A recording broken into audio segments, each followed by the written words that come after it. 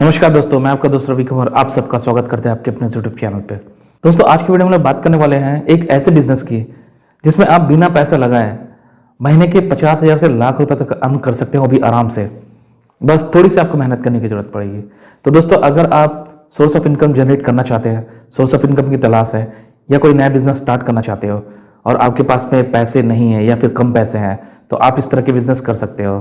दोस्तों, मैं अभी एक बिजनेस सीरीज चला रहा हूँ जिसमें मैं 100 दिन में 100 बिजनेस आइडियाज आपको प्रोवाइड करने वाला हूँ। वो इसलिए दोस्तों क्योंकि आज के डेट में बहुत सारे लोगों को पैसे की जरूरत है और अर्निंग की जरूरत है, लेकिन उसके पास से पैसे नहीं होने के कारण वो कोई बिजनेस स्टार्ट नहीं कर पा रहे हैं। और अगर थोड़े बहुत पैसे भी है तो लोगों के पास में आइडिया नहीं है कि करना क्या है। और दूसरी बात है दोस्तों जॉब की, तो जॉब हर किसी के पास में आज के डेट में है नहीं। इसलिए अगर आप बिजनेस स्टार्ट करना चाहते हैं, अच्छा खासा पैसा जनरेट करना चाहते हैं, महीने के लाखों रुपए इनकम करना चाहते हैं, तो प्लीज वीडियो को जरा सा भी स्किप मत करिएगा।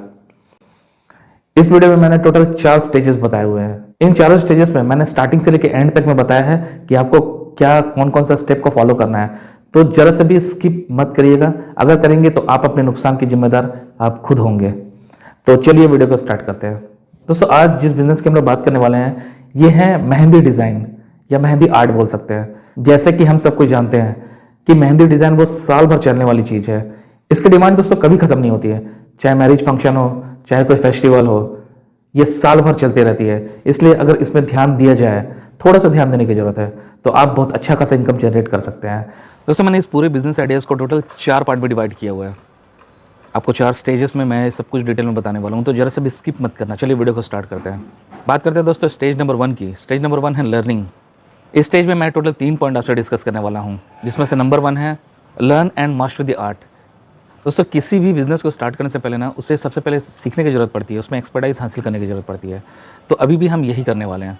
सबसे पहले इसके जो डिज़ाइन है, इसके स्किल है, उसको सीखने की ज़रूरत है। दोस्तों, अगर आपके पास से पैसे हैं तो आसपास में देखिए कि कोई मेहंदी के डिज़ाइन की कोई कोचिंग अगर करवा रही होगी तो उससे कर सकते हैं। और अगर आपके पास पैसे नहीं हैं तो आप फ्री ऑफ कॉस्ट ऑनलाइन जैसे कि यूट्यूब से आप ट्यूटोरियल देख सकते हैं, इससे सीख सकते हैं।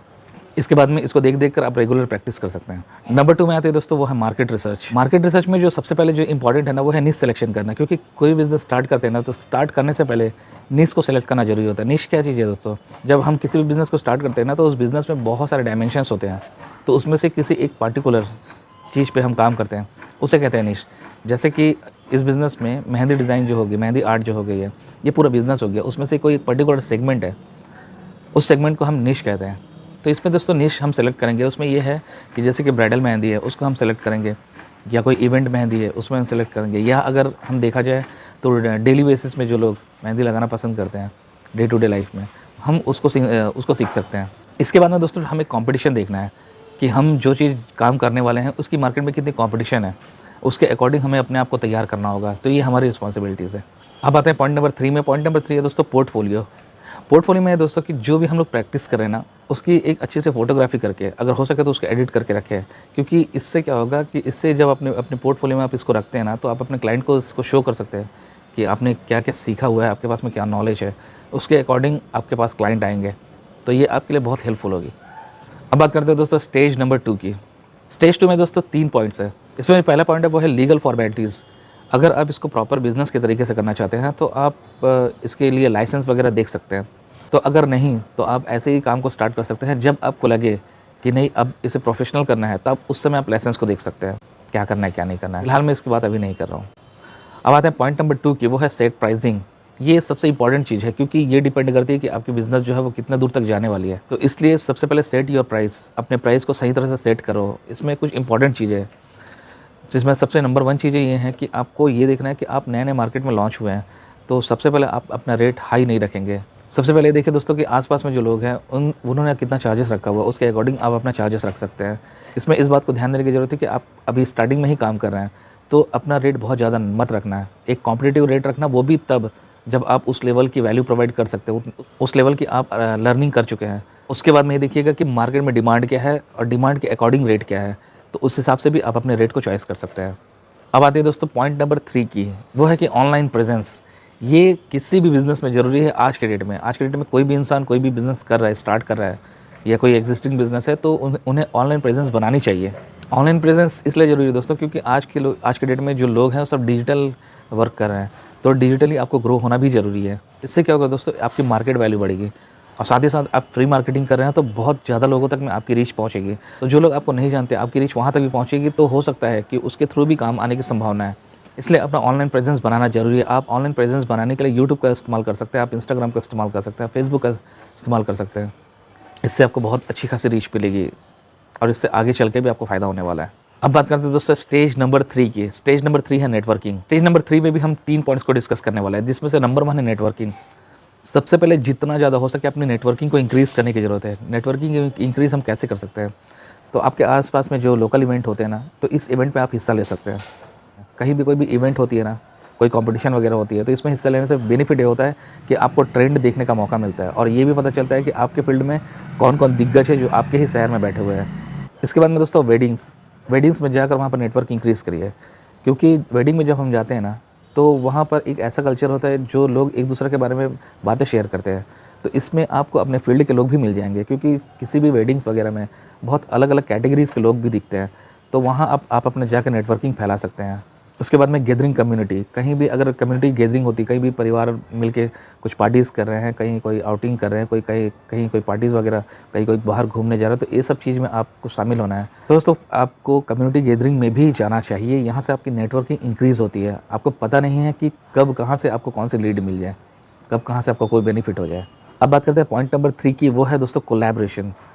कोलैबोरेशन भी बहुत इंपॉर्टेंट है। ये एक्चुअली हर बिज़नेस के लिए बहुत इंपॉर्टेंट है कोलैबोरेशन, क्योंकि दोस्तों आप अकेले सब कुछ नहीं कर सकते हैं, इसलिए आपको अपने बिज़नेस में कोलैबोरेशन करने की ज़रूरत पड़ती है। कोलैबोरेशन में सबसे पहले आप ये करिए कि कोई भी अगर इवेंट प्लानर है, उससे आप कोलैबोरेट करिए। इससे कोलैबोरेट करने का जो मेन रीज़न है वो ये होता है कि दोस्तों इवेंट प्लानर के पास में अलग अलग तरह के मतलब बुकिंग्स आते हैं। वो मैरिज फंक्शन हो गए, वो बर्थडे पार्टी हो गई, या फिर और भी बहुत सारे चीज़ के। तो इसमें क्या है कि वो बहुत सारे अलग अलग तरह के लोगों के साथ में इंटरेक्ट होते हैं। तो अगर आप उनसे कोलैबोरेशन करते हैं और उनको ये बोलते हैं कि आपका काम को आगे वो पुश करें, और इसके बदले में आप अगर कुछ उसको इंसेंटिव्स देते हैं, तो वो आपके लिए काम करेंगे। इसके अलावा अगर कोई ब्राइडल शॉप है, आप ब्राइडल शॉप में जाकर आप कोलैबोरेट कर सकते हैं, कोलैबोरेशन कर सकते हैं उनके साथ में। अगर आपके पास में कोई विजिटिंग कार्ड अगर बना के रखें हैं, तो कार्ड दे सकते हैं। इससे क्या होता है कि ब्राइडल शॉप में जब लोग आते हैं ना, तो किसी फंक्शन के ही मकसद से आते हैं, तो वहाँ पर ऐसे लोग आपके काम को सामने इंट्रोड्यूस कर सकते हैं, आपके नाम को बता सकते हैं। तो इससे भी आपको काम मिलने की बहुत संभावना होती है। इसके बाद में सबसे इम्पॉर्टेंट चीज़ है वो है फ़ोटोग्राफ़र से कोलैबोरेशन करना इसलिए ज़रूरी है, क्योंकि आज के डेट में कहीं भी कोई भी फंक्शन होती है ना, तो लोग फ़ोटोग्राफ़र को बुलाते हैं। भले हम अपने पास से मोबाइल है, मोबाइल यूज़ करते हैं, लेकिन फ़ोटोग्राफ़र जो है वो बहुत प्रोफेशनल तरीके से किसी भी काम को दिखा सकता है।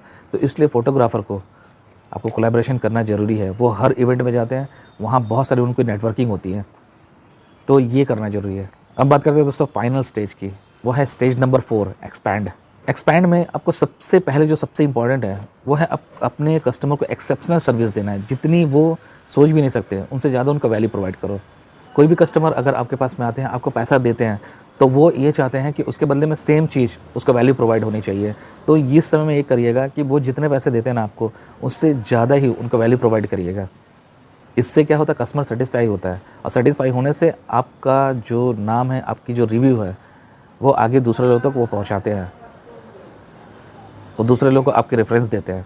इसके बाद में प्रोफेशनलिज्म, किसी भी काम को करना ना पूरी तरह से प्रोफेशनल तरीके से करना है, क्योंकि प्रोफेशनल तरीके से करने का जो मेन रीज़न ये होता है कि बहुत सारे लोग हैं काम को उतना ध्यान नहीं देते, काम को स्टार्ट कर देते हैं लेकिन उतना ध्यान नहीं देते हैं, वो अनप्रोफेशनल तरीके से काम करते हैं। लेकिन आप अगर प्रोफेशनल तरीके से करते हैं ना, अगर लोगों को समझ में आती है, तो वहाँ आपकी बेनिफिट होगी, क्योंकि बहुत सारे लोग हैं वो प्रोफेशनल तरीके को बहुत ज़्यादा इंपॉर्टेंस देते हैं। आपने जो प्रोमिसेस किए हैं, आपने जो वैल्यू प्रोवाइड करनी है वो करिए।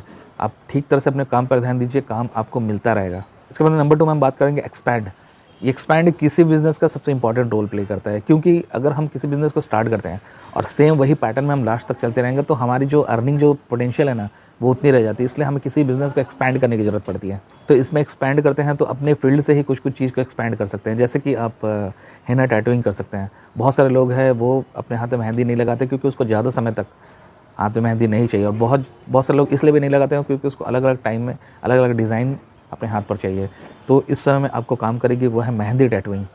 आप ये कर सकते हैं। उसके बाद में आप वर्कशॉप प्रोवाइड कर सकते हैं। अगर आपके पास में ऐसे कोई स्टूडेंट्स हैं जो सीखना चाहते हैं, तो आप उसको सिखा सकते हैं। उसके बदले में आपको अच्छे खासे पैसे चार्ज होंगे, उसके बदले में आपको अच्छे खासे पैसे मिलेंगे। उसके बाद में दोस्तों मेहंदी पार्टीज़ जो है उसको ज्वाइन करिए।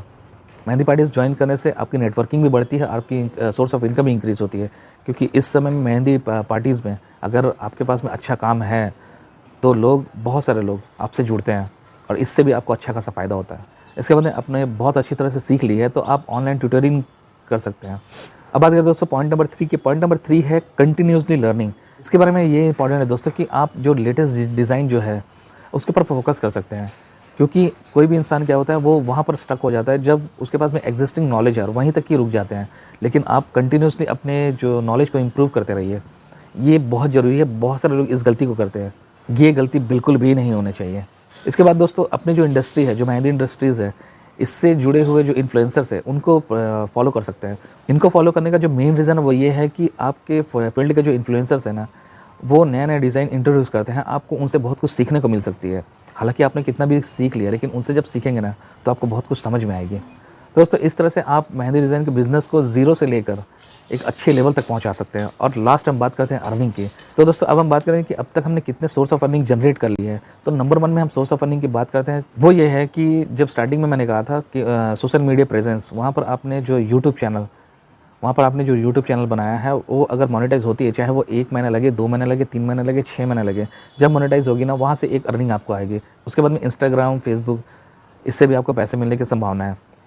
उसके बाद में हम पर्सनल कोचिंग दे रहे हैं, तो कोचिंग से भी हम अच्छा खासा पैसा जनरेट कर सकते हैं। उसके बाद में हम पार्टीज़ में, इवेंट्स में जाकर खुद सर्विस दे रहे हैं, वहाँ से भी अच्छी खासी सोर्स ऑफ इनकम जनरेट होगी। तो दोस्तों कुल मिलाकर 3-4 सोर्स ऑफ इनकम जनरेट होगी, जिससे आप महीने के आराम से कम 1.5 से 2 लाख रुपए अर्न कर सकते हैं।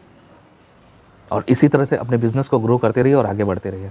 सो आई होप दोस्तों कि इस वीडियो से आपको कुछ हेल्प हुई तो प्लीज़ इस वीडियो को लाइक, शेयर एंड सब्सक्राइब जरूर करिएगा। आपके कोई कमेंट है तो प्लीज़ कमेंट बॉक्स में जरूर लिखें। मिलते हैं नेक्स्ट वीडियो में, तब तक के लिए जय हिंद, वंदे मातरम।